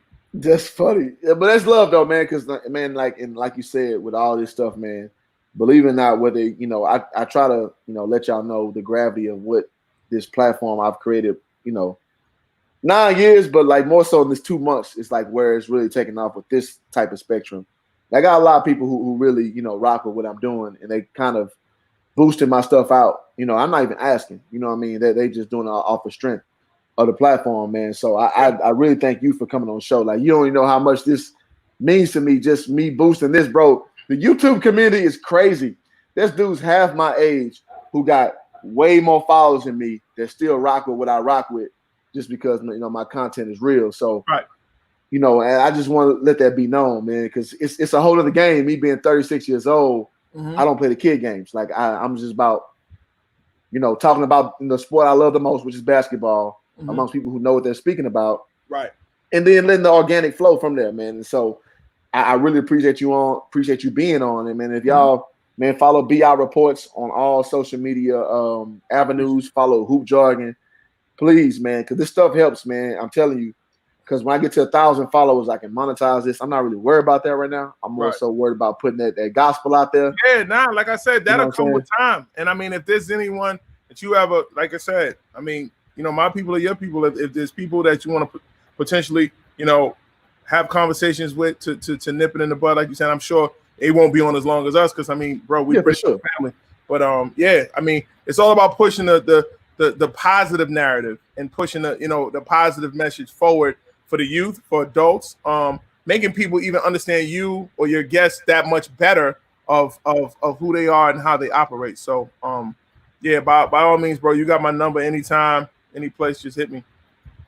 That's what it is, man. I'm all about putting people on, man, and just promoting the good news, the good message about hoops, the realness, man. And I want you to tell people what to look for in that in the main hoop circuits. And I love you touching on the EYBL circuit, man, because that's where you need to be. You know what I'm saying? So, and I think it's so much meat we left on the bone. But part 2, we're gonna take care of that, man. Yeah, I mean, I'll definitely dive into, if they want to go to the grassroots scene of guys, is Armani Bates real? That quick answer is yes. I didn't even get on Armani Bates. I don't want to touch him, but next time we touching on that, bro. Nah, he's the truth. We can go to say that. Nah, he's trash. Don't worry about it. We ain't talking about it. He ain't trash. He's off of that. He's definitely. We gonna say that for the next one. Yeah, we definitely do that. It's all peace and love to you dudes, man. And I'm always here, bro. Yes, sir, man. So, all right, y'all, man, we're going to sign out, man. Dain, tell people how to get in touch with you, bro. Well, you can get in contact with me at Facebook. Of course, my name, Dain Ervin. Please, forgive my slow responses on things. I get caught up. I will gladly, show you. I got a long list, and I be forgetting. On Instagram, it's at bireports.com. On Twitter, it's at bireports, bireports.com, all one word. When people ask what is BI, it's Basketball Illustrated. It's what it stands for. And that's what it is. Find me when the hoops are up. Find me in a local gym. I mean, if y'all need help with a kid, y'all can email me. My name, Dain, DAIN .Ervin at Yahoo, at Gmail, at Hotmail. Anyone you want to pick, but definitely hit me. I'll definitely get back to you in time. Because I mean, again, it's just about helping the youth and trying to put people in the right space to be successful in life. So definitely, bro. That's what it is, man. That's why I rock with Dain, how I rock with Dain from the first day he was on to where we at now, man. So, and again, like, comment, subscribe to the page, man. Listen, I'm not going to be that YouTuber asking for y'all to pay or hit the Cash App just yet. I just want y'all to watch the views, man, and share it. So everybody who's on here, man, this has been hella active, man. I'm very – I mean, I knew this would be dope. This surpassed my expectations. So, again, to help me out, if y'all want to share – subscribe to the channel, man. That'll help me out so much to keep these great interviews going and keep this going, man. So, Dain, let you know, man. Athletes and coaches who want to get their word out, brother. I'd love to be the beacon of that entity, bro. No doubt. There it is, man. So, all right, y'all. Till next time, peace. For sure.